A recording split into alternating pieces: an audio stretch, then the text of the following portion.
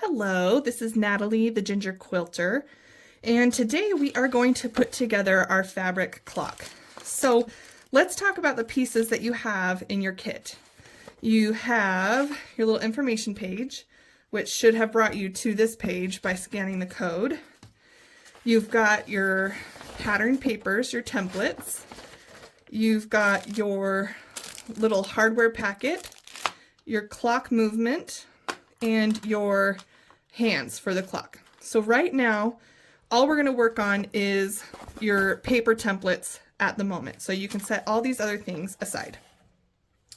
So when you get your paper templates, you can line them up like so, and you're going to overlap them until they make continuous lines. See how this is now a continuous line here, this line continues up here, and I'm just going to tape it right down the middle, right here.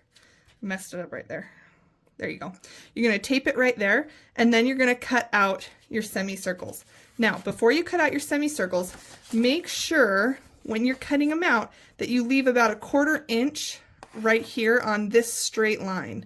That was not marked on your template, but I want to make sure that you do that so that when you're attaching your two halves together, that you need to have that 1/4 inch line right there. So make sure that when you're cutting out your semicircles, you leave that little space right there. Okay, let's move on to our fabric. So for fabric, you can use lots of scraps. I have scraps here. In general, you need about 4 inches by 9 inches. The reason is because we want to make sure we can cover one of these sections with a reasonable amount of overlap on both sides. So you can see this one here, I didn't have 9 inches one direction, so I just went diagonal, and I'm going to be able to cover that segment just fine. So when we start, we're going to just go ahead and piece this together like a foundation paper pieced pattern. So you'll just want to decide what order you want your fabrics in. I'm gonna kind of go just random here. I chose all pinks and purples. You can choose anything you want. I don't want that, it's too close. So you're gonna do 6 on one side and then 6 on the other. So once you decide which one you're gonna start with, I'm gonna start with this one right here. So I'm gonna make sure that is in place facing up. So our lines are on the back side of the paper, and we're going to attach the fabrics to the blank side of the paper. So I'm going to line up. I can see the lines through, just because of the paper is not very thick, I can see my lines pretty well through the paper. So I'm going to line up my first segment here face up, and I can tell that it's totally covering all of that segment. Okay, now I'm going to take my next fabric and I'm going to line it up on top, right on top. Now I'm going to be sewing right along this line right here. You might not be able to see that super well in the camera, but there's a line right here, and I'm going to be sewing right along there. So I need to make sure that my fabric is at least covering that line. So then when I sew this, I'm going to flip it over just like this, and I'm sewing right through here. So I'm going to do that, and I'll meet you back right here. All right, I've gone ahead and sewn this first seam, and I went from the end here and then did a little tiny back stitch right here in this intersection. I don't want to go over the intersection. So now what I need to do is trim. So this is what it looks like on the back. This is what it looks like where I've sewn my fabrics. What I want to do is go to the back and fold right along that seam that I just sewed. And it's perforated because of all the needle marks I just made. And so all this here is hanging over. So I'm going to take my ruler and just measure 1/4 inch away from my paper and go ahead and trim that off. And that's now scrap. Oops, sorry, hit the camera. So now when I open this up, I have a nice tidy seam here, and I open up my fabrics and I've got two fabrics that are going to lay nice and flat. I'm going to go ahead and press this, and then we're going to add another fabric. All right, so I went ahead and pressed that. Now I'm going to add another fabric to my next segment here. So let's see what color I want to do. I like this one here. Okay. So now I'm going to repeat this whole process, and remember, I'm going to sew on this line. I can see it through my paper. You might not be able to see it on the camera, but that's the line I'm shooting for to sew. So if I want my fabric to end up over here, I need to sew it over here. So I'm going to put that down and make sure I'm covering that line that I'm about to sew. Remember, my line's right here, so I just want to make sure my fabric is going to cover that. And that looks about right to me. So now I'm going to flip it, and I can kind of eyeball that. I'm going to shift a little bit. Okay, so now I'm going to sew from here to here, and then we'll come back, trim, press, and do it all again. All right, so I sewed from here to here, and now I want to fold that back, and I'm going to trim 1/4 inch from that line. The line of my paper is the line I'm using. Okay.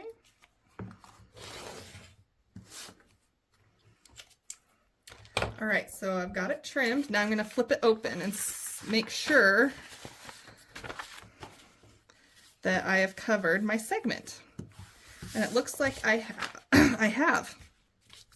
It's a good idea to flip that open and make sure that you've covered the right segment before you trim your seam allowance, because then if you need to unpick and try again, you didn't just lose part of your fabric that you were working with. All right, so then you press, and you're going to just repeat that again. I'm just going to hand press this time. And now I'm going to add another fabric. All right, I kind of like this one. I think that one's cute. So the segment that this fabric is going to take up is right here.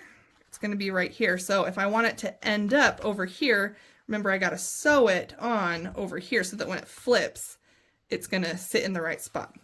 So I'm going to go face down with this, and the seam is this horizontal line right here. So, well, I guess that's vertical the way we're looking at it. Okay, so if I kind of eyeball it like that, now I'm going to flip it, and that looks about right. Okay, so I'm going to sew from here to here. Okay, so now I'm just double checking. I just sewed my seam, and I'm going to double check that I made the right segment, and then I have enough here. Yep, it looks good. So now I'm going to go ahead and trim that, because if I had trimmed before I checked, then I might trim too much fabric that I wouldn't be able to redo it. I'd have to get a whole new piece of fabric, and that's just annoying. So it's a good thing that we check before we cut. Okay. Oh, see, I made a mistake. I made a snag right there. So now I need to unpick this and do it again. All right, I fixed it. I was lucky I had another piece of fabric that would work. All right, so let's repeat this and add our last two on this half of the fabric, or I'm sorry, this half of our semicircle. All right, so if I want it to end up over here, I gotta sew it on over here, so when it flips, it's gonna be in the right spot. Okay, I think that's about right.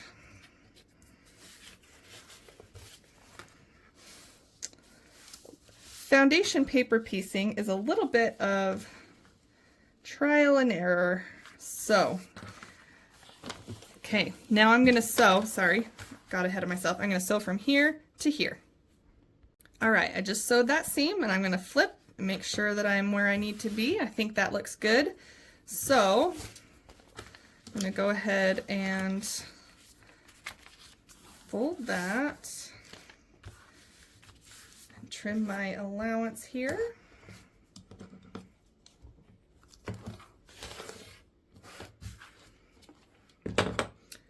Okay, I'll go ahead and press that open and we will start our last segment. All right, last segment, let's do, yeah, I like that. Okay, so repeating what we've already done, if I want it to end up over here, I gotta sew it on over here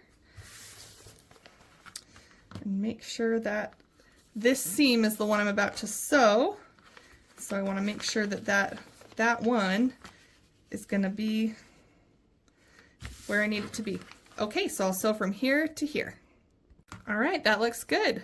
So I'll trim this last segment on this half.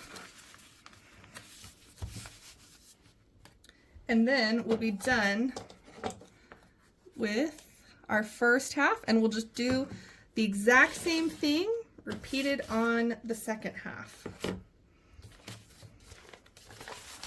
So when we open it all up, we're good to go.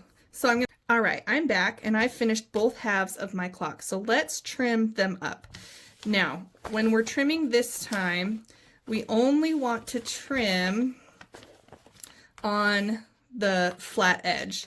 And we don't want to trim on the printed line, we want to trim the line that's 1/4 inch away. So we're going to go ahead and do that.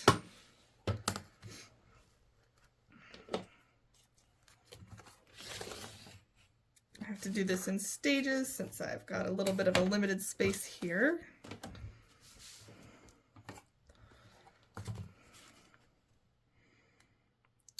And actually take advantage of this to really trim 1/4 inch away from that printed line. I know we kind of eyeballed it before, but you do want 1/4 inch because that's going to help your finished lines line up once you've sewn the other half.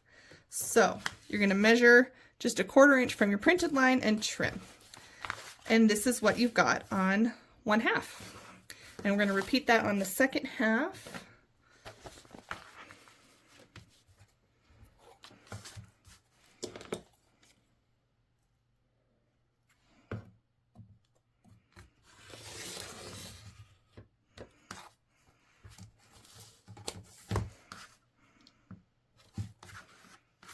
All right, so now what we want to do is sew our two halves together. So make sure that you're lined up here. And you can use pins to keep everything nice and centered. You want to make sure that one half of your circle is matched up on the other half so that your centers are going to line up right in the middle. So I'm going to make sure that stays right over there. I've got one half there, the other half there, they're lined up. And it's a good idea to go ahead and pin that because these fabrics, they want to kind of withdraw from that. So you're going to want to pin that and make sure everything stays just so, and then you're going to sew all the way across. All right, before I finish this seam, I've sewn halfway through and I want to give you a heads up. This center here is really thick. And that is actually where we need to eventually enter our clock movement through. So we're going to have to cut that out, a little bit of that out anyway. So don't worry about sewing through all those layers. Get pretty close right here, and then you can kind of skip and sew over here. So sew here, and then skip and sew to the end.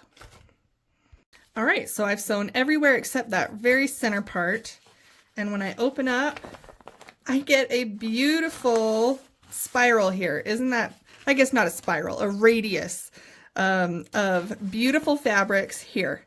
So now what I want to do is press open this whole thing, and then it's time to rip out our papers. And so what we're going to do, I suppose you could wait to press and do this after, but you're just going to rip, and it should rip right along the seams that you sewed. You're going to rip out all of the paper, and then be very careful as you rip that you're not pulling your seams. Sometimes you get a really good piece like that, and sometimes you have to get down and get a little nitpicky with it. But be careful while you're tearing not to rip your seams, but it should come fairly easily in big pieces. See, this is the part I taped, so that part is I'm going to have to probably cut out, but the pieces should come easy as long as it's not taped. So, all right, so I'm going to finish this up and I'll meet you right back here.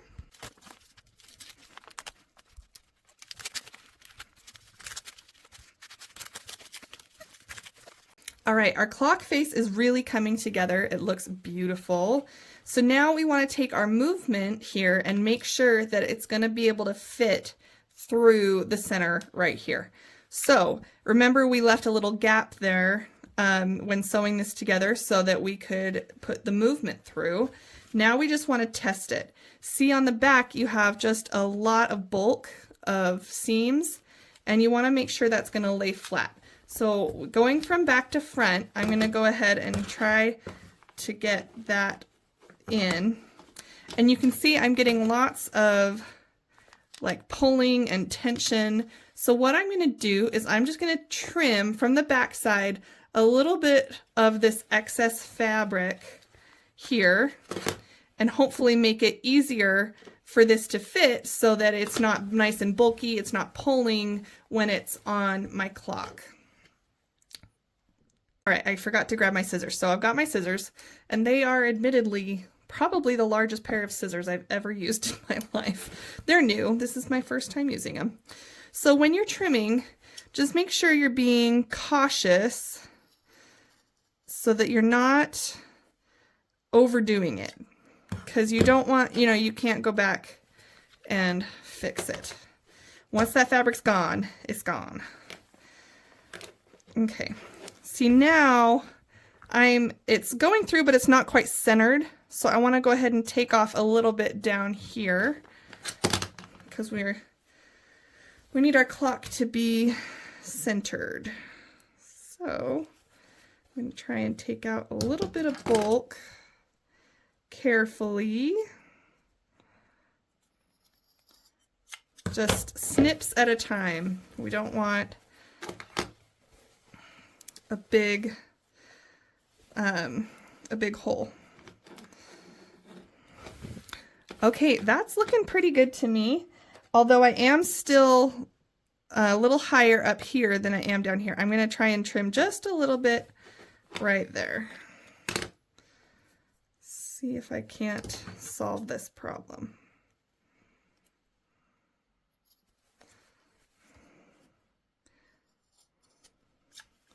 Now, the quilter in me struggles to leave raw edges, and because we're just trimming this to fit.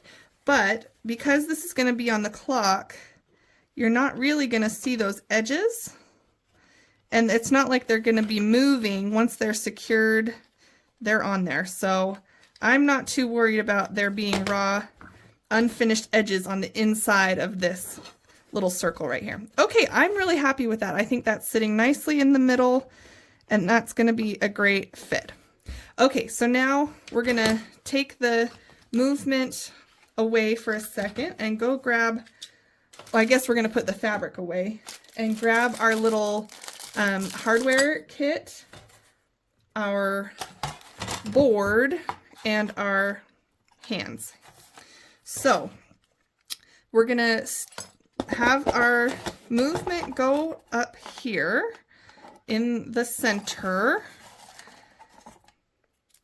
And then, see if I can remember right, we want to open up our hardware.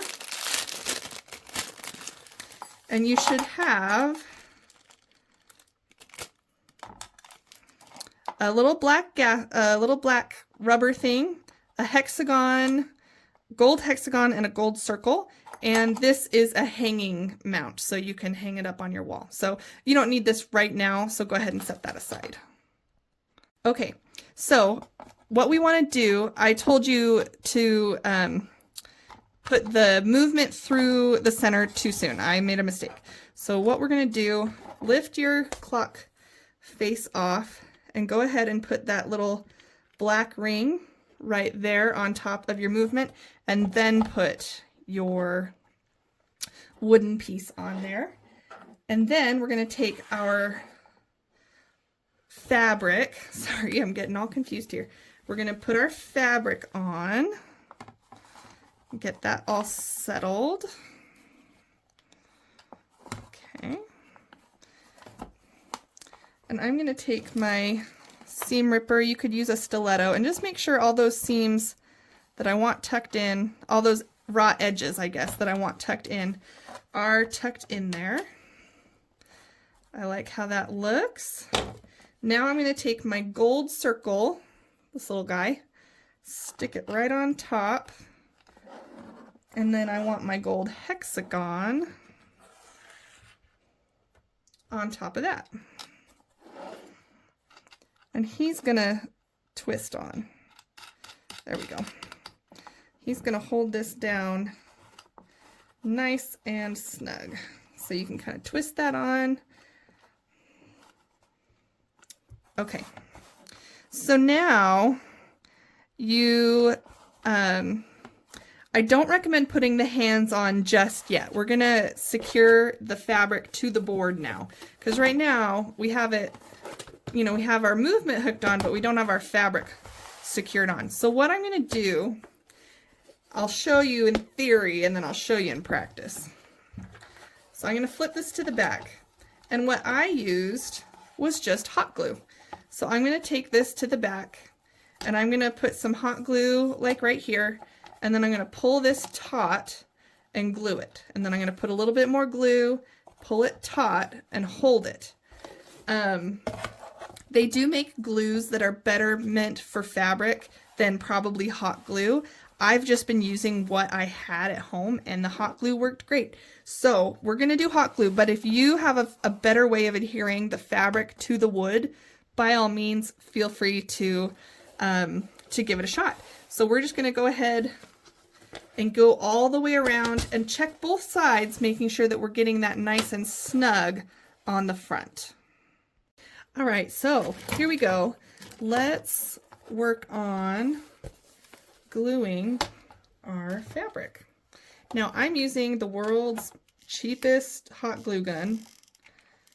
I even see blue in my hot glue, which I am gonna blame my 9-year-old for. I don't know if that was crayon. I don't know what that was, but luckily it's on the back of my project, so it's not gonna matter too much.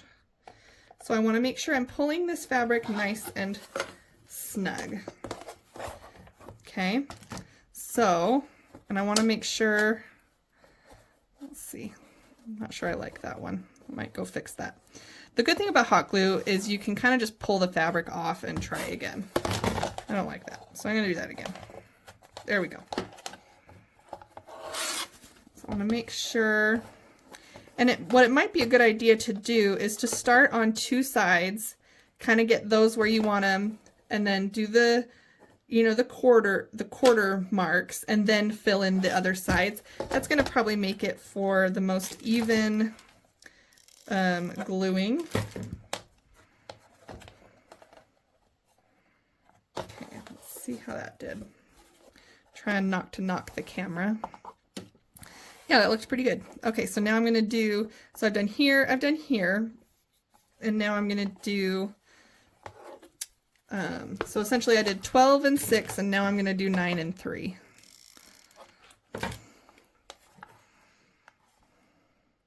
This is a little bit unscientific of an approach. This specific step is just kind of do what works. Okay, that was good.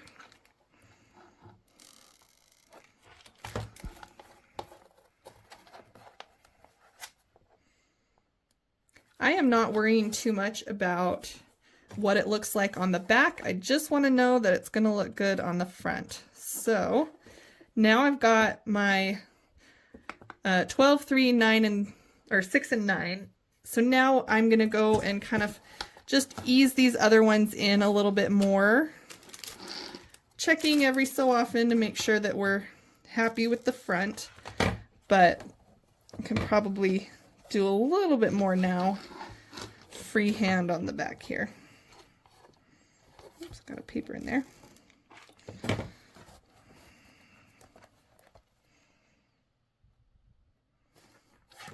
Let's make sure we like that. Yep, it's looking good.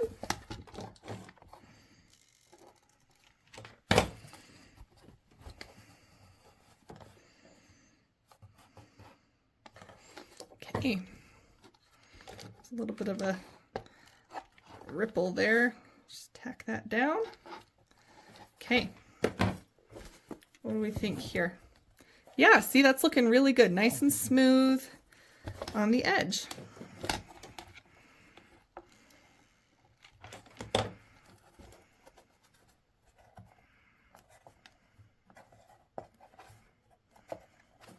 Okay.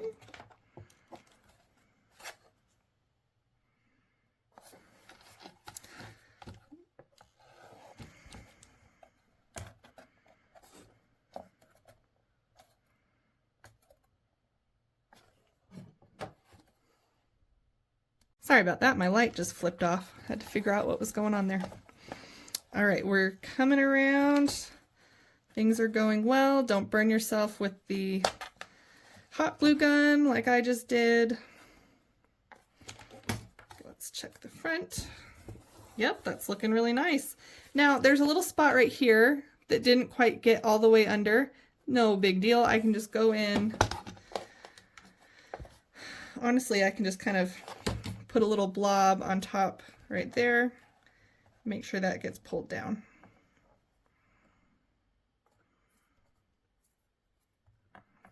There you go.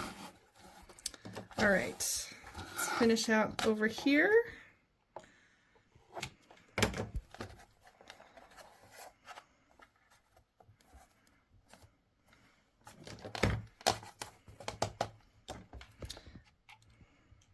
I'm running out of glue. I better go find another glue stick or make this work.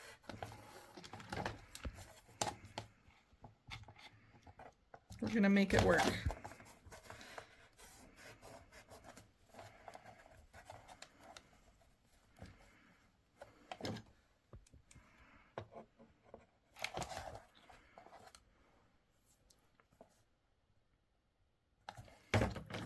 Okay.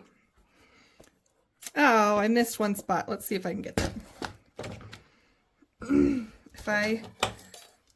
This is a little bit of glue gun magic right here. If you push the glue out with something else, then you can get it to come on out.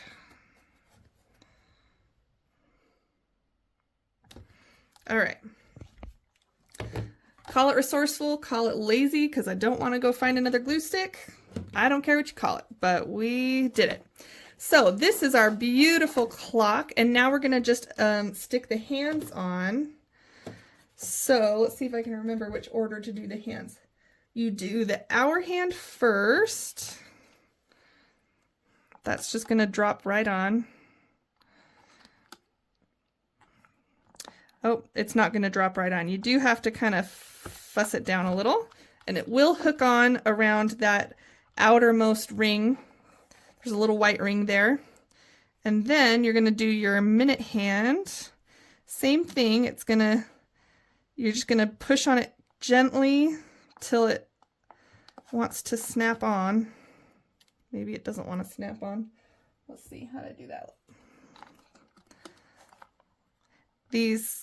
There we go. I got it.